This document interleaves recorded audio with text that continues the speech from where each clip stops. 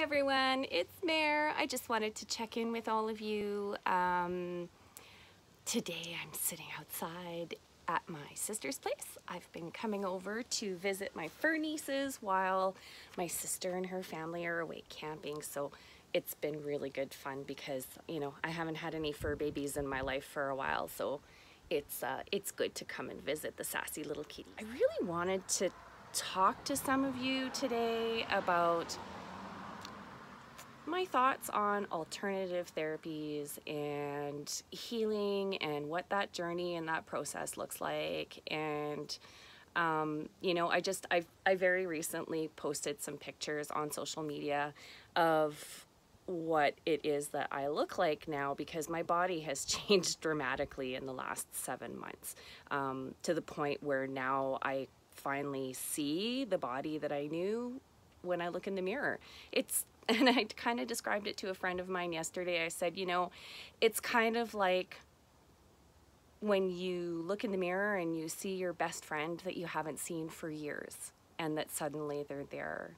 And it is a very beautiful experience for me right now, because I've struggled for probably since I was in my late 20s, when my health issues started showing up. But at that point, it's not like we really acknowledged them for what they were, because I would go see my doctor and I would talk about things, and just nothing ever came of it. Nothing was conclusive. None of the tests showed anything. And, you know, now knowing what I know about Ehlers-Danlos syndrome, that the variety I have, you can't test genetically for it. And with psoriatic arthritis, if you are going to get your rheumatoid factor checked with blood tests, this is a little known fact. If you have RA, so rheumatoid arthritis, chances are there's a pretty high likelihood that the rheumatoid factor will show up on your blood tests. If you have psoriatic arthritis, however, it usually doesn't. So that's also, you know, I'd go to my doctor, I'm like, I have this pain, I have this inflammation, and you know, it's like it's doing x-rays. Yes, we have some mechanical problems as far as my body goes, because I also have severe osteoarthritis in my back.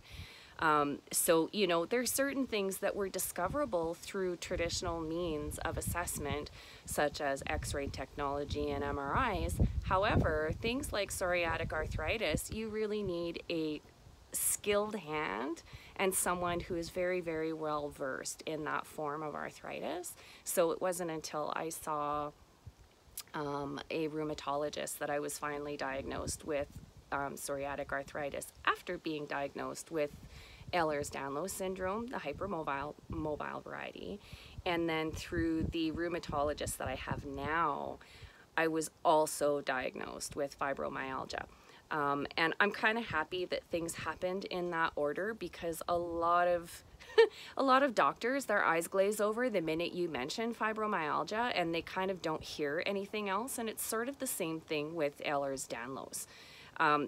I've seen this time and time again going into an emergency room, and the minute I mention that I have hypermobile EDS, it's like, oh, well, that explains everything. It's like, no, it doesn't, because this is different than what I usually live with.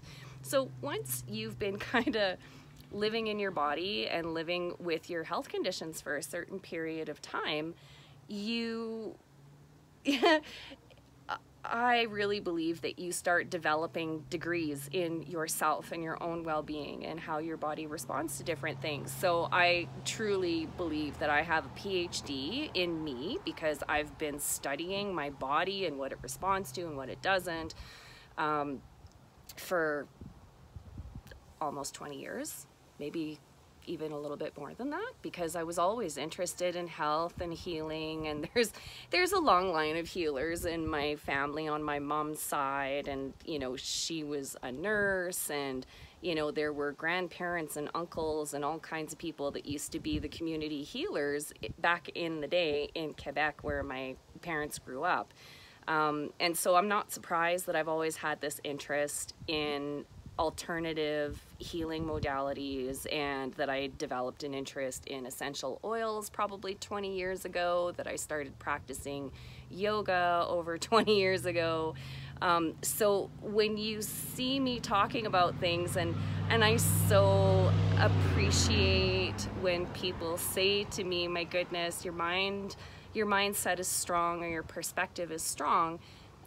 This is a lifetime of work, and the careers that I started in, like the first career I had in sports, it was personal development every day.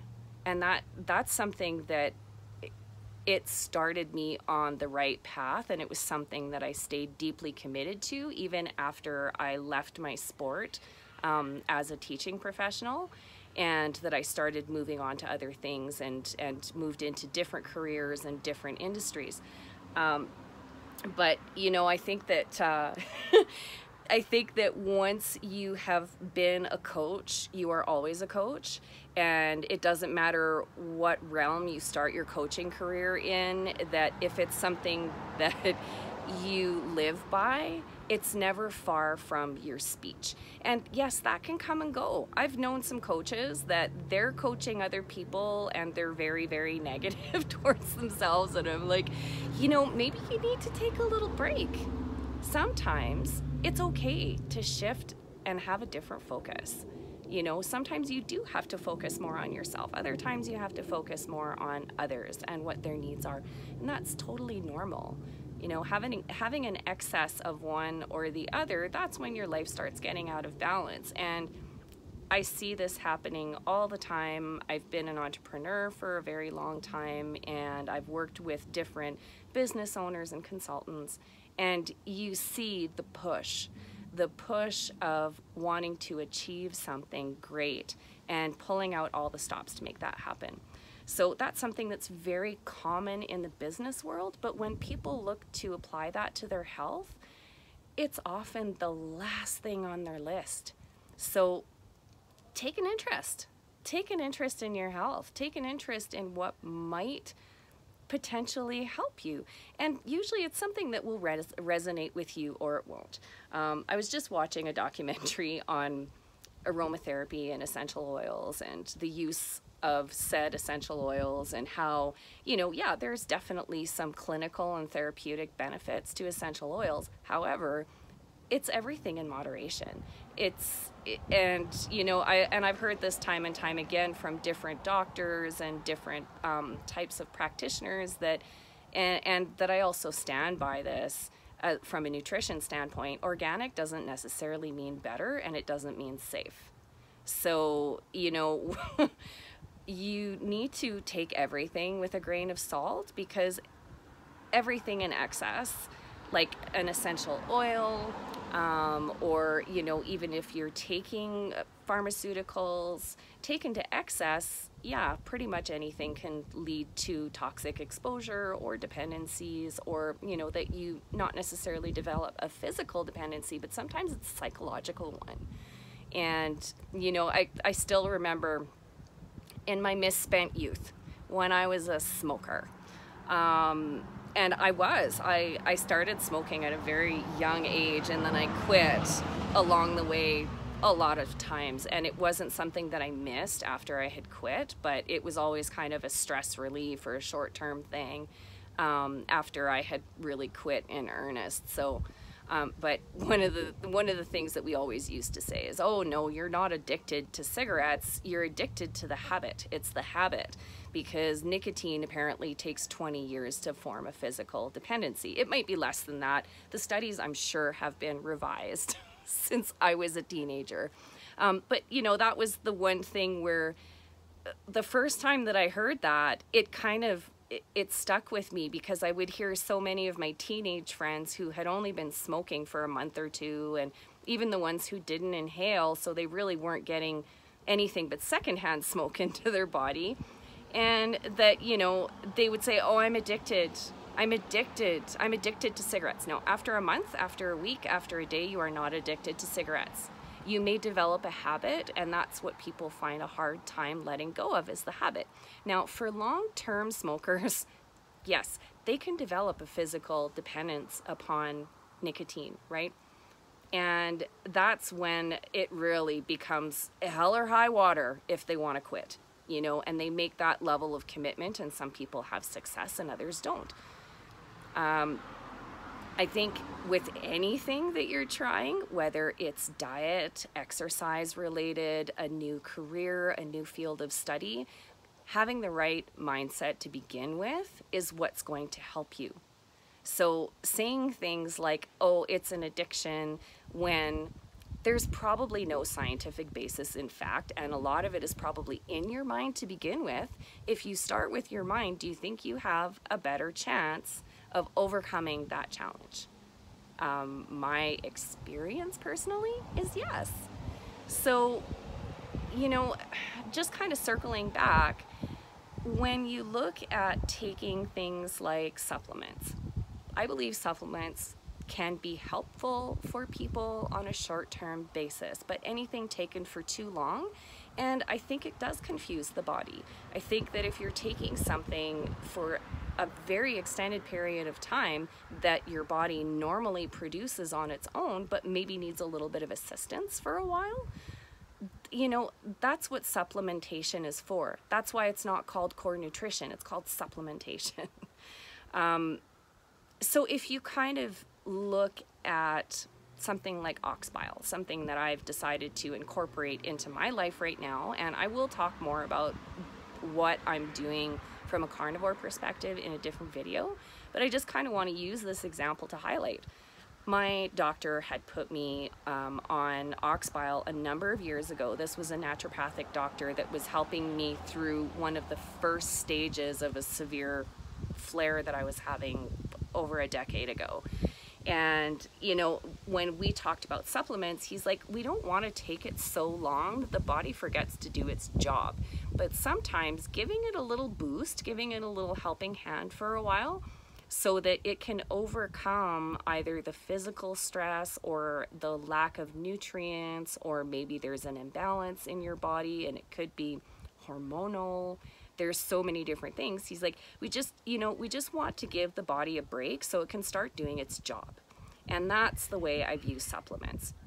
When I was in my early 20s, the kind of supplements that I was taking, and quite frankly, I was probably taking too much of it for too long, were athletic supplements, you know, like taking creatine powder for workout recovery. And I was taking meal supplements like they were bloody Tic Tacs because it was just so much more convenient, especially when I was out, to just whip up a protein shake or a meal replacement shake than it was to try and explain to everybody that, you know what, I'm on a really high protein diet. At that point I was, and that there's a lot of things I'm avoiding, and no, going out for pizza is really not a good idea. I was working out 5 or 6 days a week at that point, and I was really committed to my fitness. And so, you know, I tend to be very, I'm very dedicated when I set my mind to something. And anybody who has ever seen me adhere to a prescribed eating plan from a doctor or a naturopath or a specialist, you'll understand that when I say I'm doing something, it's not a question of, oh yeah, I'm gonna do like, you know, keto-ish, or I'm gonna do carnivore-ish. When I decided to do carnivore, it was like, yeah, we're all in. We have to be all in. So where in your life and your well-being are you not going all in? That's the question I want to leave you with, is where are you not going all in, and why?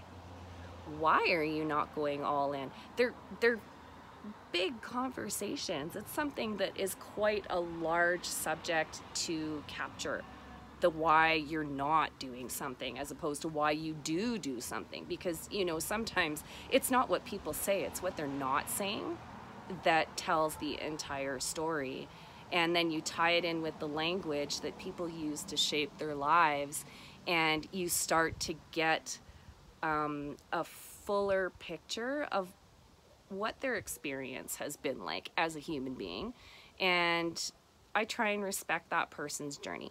You know, that doesn't mean that everybody is for me and that I'm for everybody and that everyone deserves a place in my life. I really believe that the people who are in your life, they have earned a right to be there.